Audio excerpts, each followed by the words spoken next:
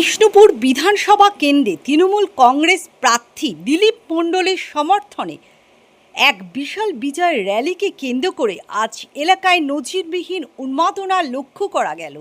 কয়েক হাজার তৃণমূল কর্মী ও সাধারণ মানুষের স্বতঃস্ফূর্ত অংশগ্রহণে আয়োজিত এই মিছিলটি প্রায় 5 কিলোমিটারের দীর্ঘ পথ পরিক্রমা করে। র্যালিতে সামিল হওয়া মানুষের ভিড় এতটাই বেশি ছিল যে রাস্তার দুধারে দাঁড়িয়ে থাকা অগণিত মানুষের উপস্থিতি ছিল চোখে পড়ার মতো। তৃণমূল কর্মীদের বাঁধভাঙা উচ্ছ্বাস আর সবুজ আবিরের খেলায় গোটা এলাকা এক নিমিষে সবুজময় হয়ে ওঠে। দীর্ঘ পথ অতিক্রম করার সময় রাস্তার প্রতিটি মোড়ে বিধায়ককে দেখার জন্য সাধারণ মানুষের প্রবল ভিড় ও উৎসাহ লক্ষ্য করা গেছে। বিজয় মিছিল শেষে আয়োজিত এক সাংবাদিক সম্মেলনে বিষ্ণুপুর বিধায়ক দিলীপ মণ্ডল কড়া ভাষায় বিজেপিকে সতর্ক করে তিনি স্পষ্ট ভাষায় জানান যে এলাকায় কোনো প্রকার অশান্তি, সাধারণ মানুষের ঘরবাড়ি ভাঙচুর বা দলীয় কার্যালয়ে আক্রমণ কোনোভাবেই বরদাস্ত করা হবে না। একই সঙ্গে তিনি দলের কর্মীদের সংযত থেকে জয়ের আনন্দ উদযাপন করার নির্দেশ দেন এবং এলাকায় শান্তি সংহতি বজায় রাখার উপর বিশেষ জোর দেন। এই বিশাল সমাবেশের মধ্য দিয়ে বিষ্ণুপুরে তৃণমূল কংগ্রেসের সাংগঠনিক শক্তি এবং দিলীপ মণ্ডলের প্রতি সাধারণ মানুষের আস্থার প্রতিফলন আরও একবার স্পষ্ট হয়ে উঠল। ওরা সারা বিষ্ণুপুর জুড়ে এবং 4 তারিখেও বিভিন্ন পার্টি অফিস ভেঙেছে, আমাদের নেতাদের ঘর বাড়ি ভাঙচুর করেছে, আমাদের যারা বুথের সভাপতি তাদেরও ঘর বাড়ি ভাঙচুর করেছে, পার্টি অফিস ভাঙচুর করেছে। এবং 5 তারিখেও আমরা দেখলাম আমাদের আমগাছিয়া পার্টি অফিস ভেঙেছে। তখন আমি রাস্তায় নেমেছি এবং আমি যখন রাস্তায় নামি তখন ওদের সেন্টার ফোর্স অন্যান্য ওদের প্রার্থী যে যেতে এসে 30খানা বাইক নিয়ে মিছিল করে আসছে, লজ্জার মিছিল। যখন আমার সামনে এলো আমাকে বলছে এটা আপনি দেখুন। আমি কি দেখবো? যে বাবার নাকি কার হাত ধরে টানাচ্ছে, সেটা আমরা প্রুভ করে দিয়েছি। বাবার জেলা পরিষদ মেম্বার, আমাদের এই বিষ্ণুপুর 1 নম্বর ব্লক তৃণমূল কংগ্রেসের সভাপতি,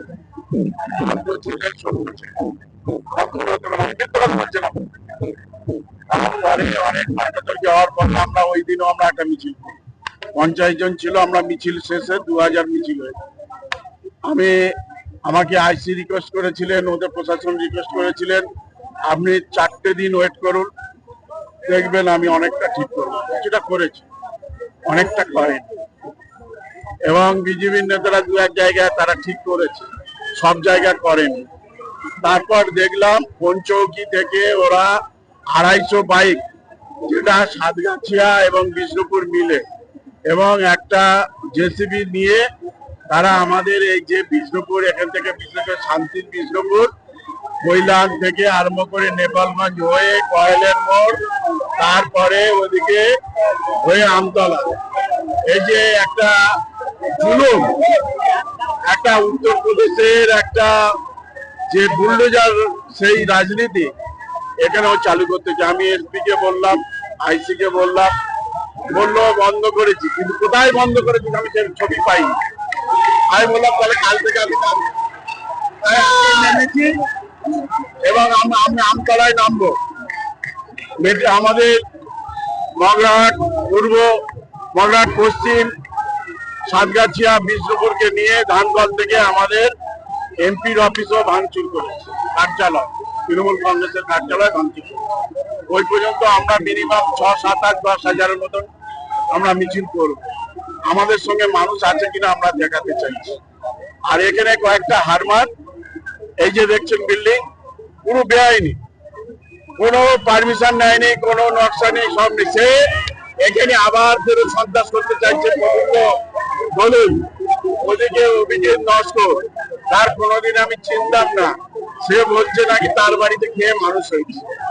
আমি এই জায়গা থেকে আমি এক্ষুনি বলছি, যারা যারা আমাদের বাড়ি ঘর ভাঙচুর করেছে তাদের প্রত্যেকে টাকা দিয়ে সারিয়ে দিতে হবে, আর ওখানে কাম ধরে উদ্বোস করতে হবে।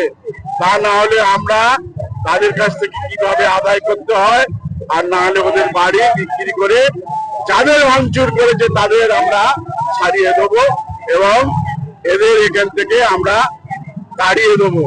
এখানে শান্তির বিষ্ণুপুর, সেই শান্তির বিষ্ণুপুর অশান্ত করে তুলেছে। কালকের বোম্বিং হয়েছে, আমি আইসি কে বলেছি, আমরা বিভিন্ন ছবি দিয়ে দেখিয়েছি, এসপি কে জানিয়েছি যে এগুলো দেখো। 15 বছর আমি শান্তিতে রেখে দিয়েছি। 2011 থেকে আজ পর্যন্ত এখানে কোনো বোম পড়ে নেই।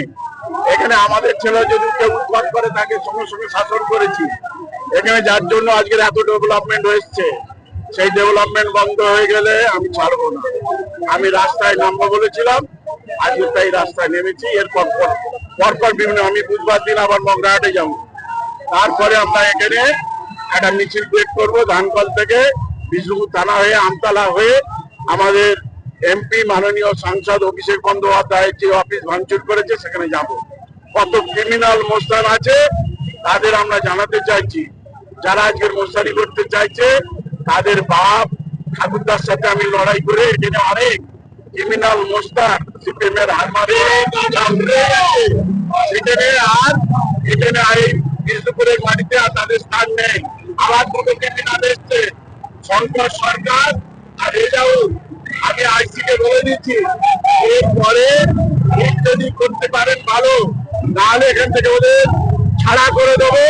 আর যে বিজেপির যারা নেতারা এখানে এসে আজকে তাদেরকে এনে এখানে অশান্ত করার চেষ্টা করে, সেই বিজেপির নেতাদের রেহাই হবে না, কেউ রেহাই পাবে না। আমি যখন এমএলএ ছিলাম 2001, তখন ও জিততে পারেনি, মুম্বেড়িয়া হেরে গিয়েছিল হিরণময় নন্দর কাছে। তাকে স্মরণ করে দিতে চাই। 2001-এ তৃণমূল যুব কংগ্রেসের সভাপতি ছিল মেদিনীপুরে, আমি এই জেলার দক্ষিণ চব্বিশ পরগনা তৃণমূল যুব কংগ্রেসের সভাপতি। অর্জুন ছিল উত্তর 24 পরগনার আমাদের বন্ধু। ওদিকে অরূপ চক্রবর্তী ছিল, ওদিকে হুগলিতে ছিল, আর নদিয়া দীপক। এই 6টা জেলা নিয়ে আমরা লড়াই করে এসেছি। প্রত্যেকে আমরা লড়াই করার লোক, প্রত্যেকে আমরা সংগ্রাম করার লোক, কিন্তু আমার এখনো কালির দাগ লাগাতে পারেনি কেউ না। শুভেন্দু অধিকারী 9 লাখ টাকা নিয়েছে, 7 লাখ টাকা নিয়েছে, আরো অনেক ক্লেম। আমরা বলিনি, বিজেপি বলেছে।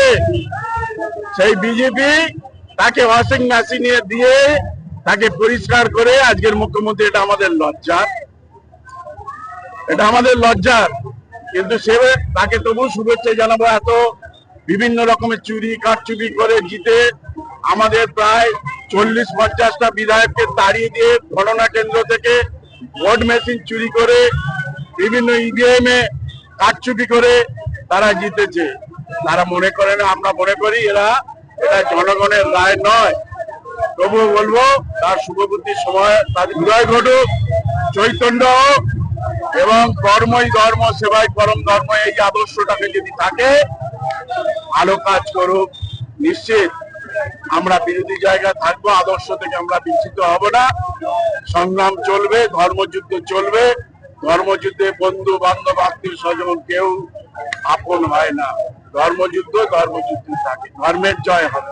তো সেন্ট্রাল ফোর্স দিয়ে বাংলা দখল করলো, আর এখন কেন তারা ব্যবস্থা নিচ্ছে না? এটা ধিক্কার। গণতন্ত্রের লজ্জা, গণতন্ত্র হত্যা করেছে, সংবিধান লঙ্ঘন করেছে।